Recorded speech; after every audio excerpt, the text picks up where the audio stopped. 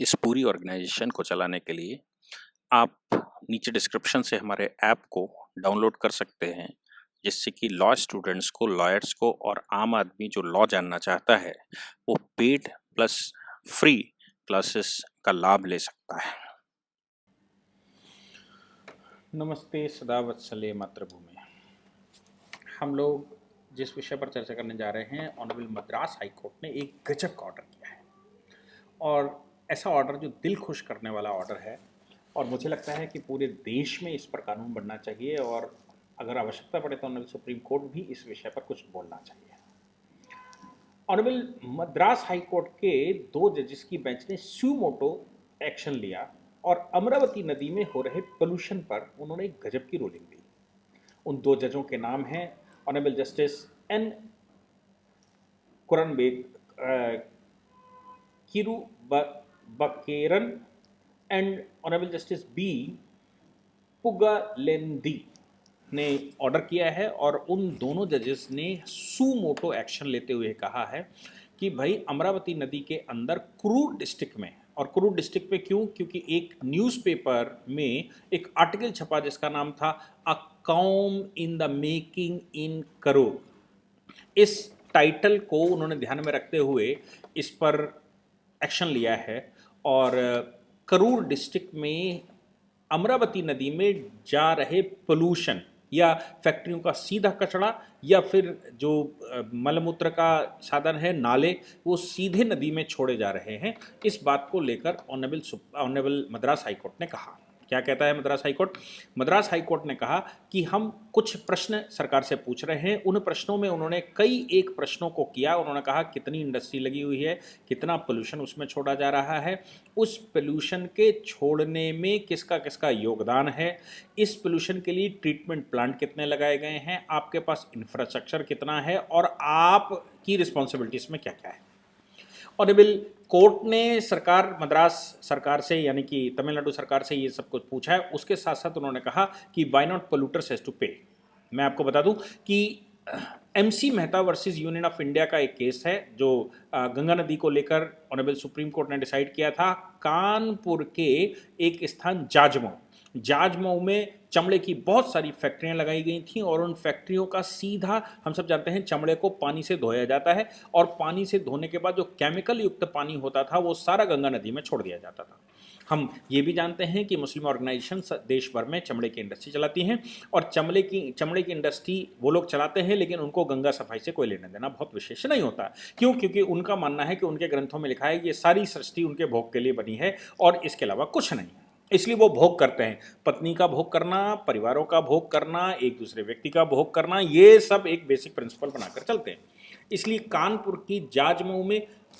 आज से 30 वर्ष पहले डिसीजन होने के बावजूद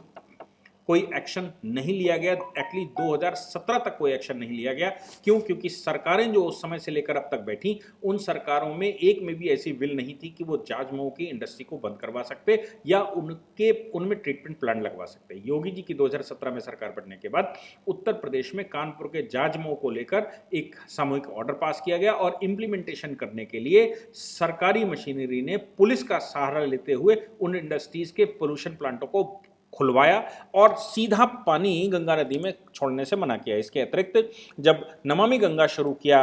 मोदी जी की सरकार ने, तो फिर इन नदियों इन गंगा जी और उनकी सहायक नदियों पर इस तरह के ट्रीटमेंट प्लांटों पर जोर दिया गया और बात आगे बढ़ते हुए इन पर कोअर्सिव एक्शन या कठोर एक्शन लिए गए। अमरावती नदी में जो पानी गिराया जा रहा है या जो मलमूत्र गिराया जा रहा है या जो इंडस्ट्रियों का वेस्टेज गिराया जा रहा है, उस वेस्टेज को लेकर सरकार को जो उन्होंने आड़े हाथों लिया है, उसके साथ साथ उन्होंने एक रूलिंग का हवाला दिया है। उस रूलिंग के अनुसार ऑनरेबल सुप्रीम कोर्ट ने स्वयं एक केस में कहा था, केस का नाम है Vellore citizen welfare forum versus union of India, AIR 1996, supreme court 2715। इसका हवाला देते हुए उन्होंने कहा कि ऑनरेबल सुप्रीम कोर्ट ने ऑलरेडी कहा है पोल्यूटर्स टू पे, यानी कि जो पोल्यूशन करेगा वो उस पोल्यूशन को सफाई के लिए उसमें पैसा देगा और सफाई उसकी जिम्मेवारी बनती है कि जो पोल्यूशन करता है।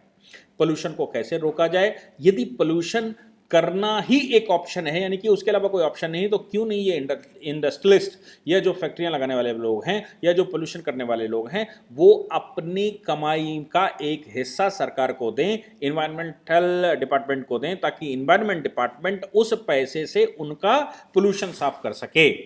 इसके लिए उन्होंने इस रूलिंग का हवाला देते हुए सरकार को आड़े हाथों लिया और उन्होंने कहा कि इंडस्ट्रीज का पोल्यूशन केवल कुन्नूर जिले में नहीं, केवल तमिलनाडु में नहीं, बल्कि पूरे देश की ये समस्या बनी हुई है। तो जब देश में इस प्रकार की समस्याएं हैं तो पोल्यूटर्स टू पे की रूलिंग को क्यों नहीं पूर्ण रूप से लागू करवाया जा रहा है, और इन पर इन्वायरमेंट डिपार्टमेंट क्या कर रहा है। मैं आपको बता दूं अपनी तरफ से कि इन्वायरमेंट डिपार्टमेंट जो हमने बनाकर रखा है वो करप्शन से लबालब होता दिख रहा है। लोगों की इतनी शिकायतें हैं कि एक पेड़ का कटना, मैं आपको बता दूं कानपुर में कुछ लोगों ने मुझे बताया कि एक पेड़,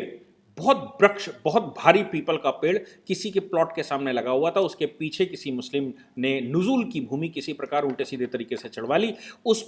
पेड़ को, पीपल के पेड़ को काटने के लिए जो सदैव ऑक्सीजन देता है और रोड पर लगा हुआ है, रोड डिपार्टमेंट उसको तोड़ने को नहीं कह रहा है, जो म्युनिसिपल डिपार्टमेंट उसको तोड़ने को नहीं कह रहा है, डिस्ट्रिक्ट डेवलपमेंट अथॉरिटी उसको तोड़ने को नहीं कह रही हैं, लेकिन उस पेड़ को काटने की अनुमति इन्वायरमेंट डिपार्टमेंट कानपुर ने दी।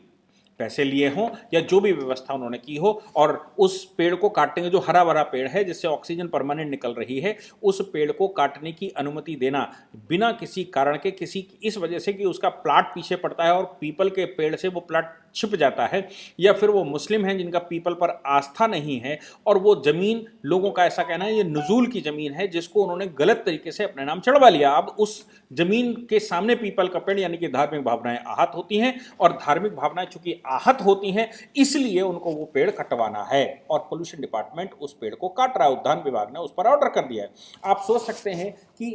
करप्शन का लेवल किस लेवल तक हमारे देश में जा चुका है। इन्वायरमेंटल डिपार्टमेंट का मतलब है किसी इंडस्ट्री को अनुमति देने से पहले पैसे की उगाही करना और फिर किसी भी परिस्थिति में उसको अनुमति दे देना। ऐसी परिस्थितियों में आप कैसे उम्मीद कर सकते हैं कि इन्वायरमेंट डिपार्टमेंट या जो उद्यान विभाग हैं या जो इस प्रकार के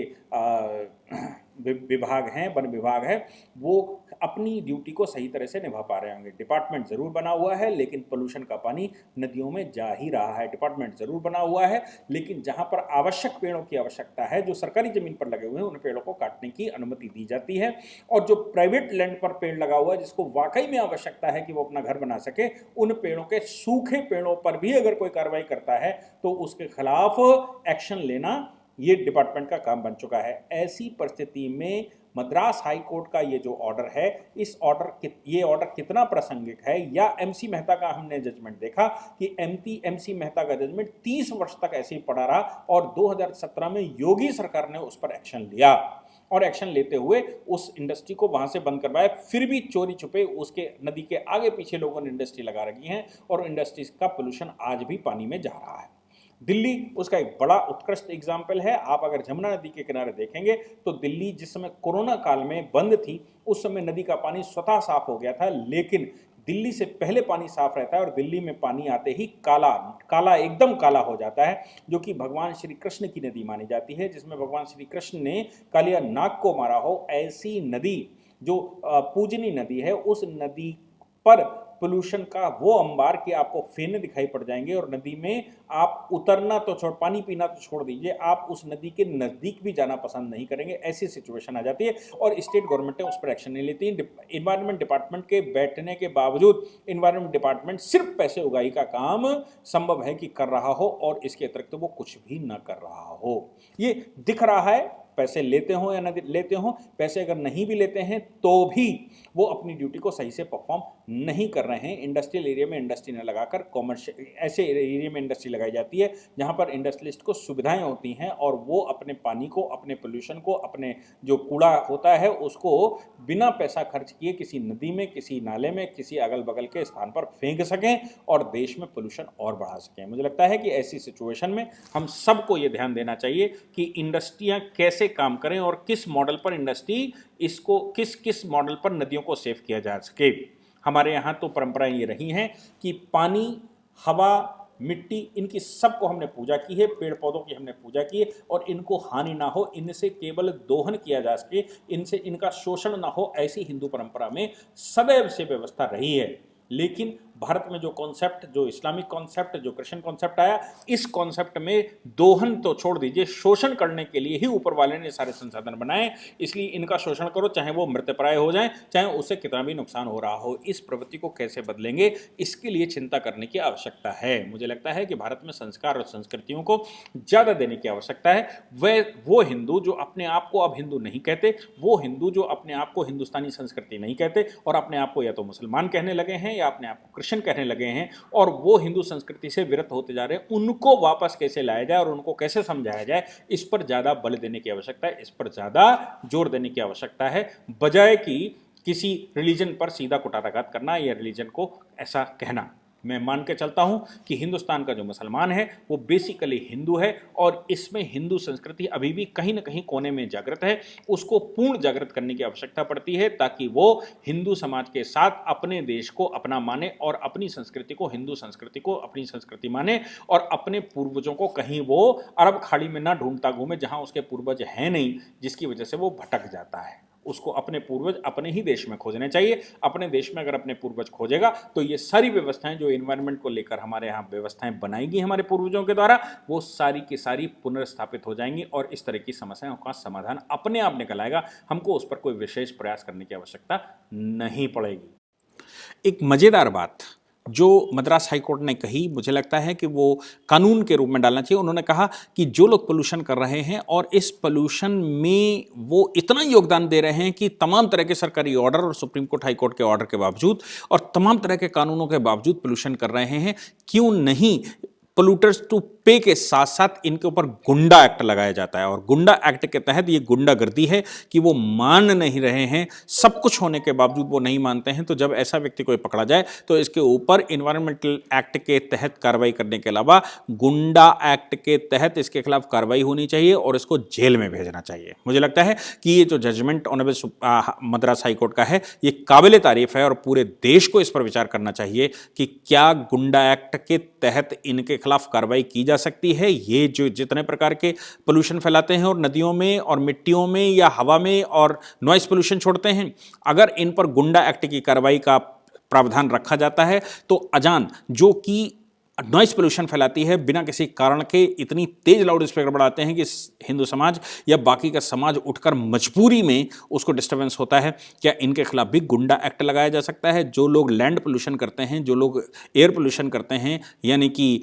धुएं की भट्टियां जलाते हैं, और जो लोग नदी में पोल्यूशन करते हैं, क्या इनके खिलाफ गुंडा एक्ट लगाया जा सकता है? ऑनरेबल हाई कोर्ट ने इस प्रकार गुंडा एक्ट लगाने की रिकमेंडेशन की है, मुझे लगता है जो कि काबिल तारीफ है। Thank you very much. जाना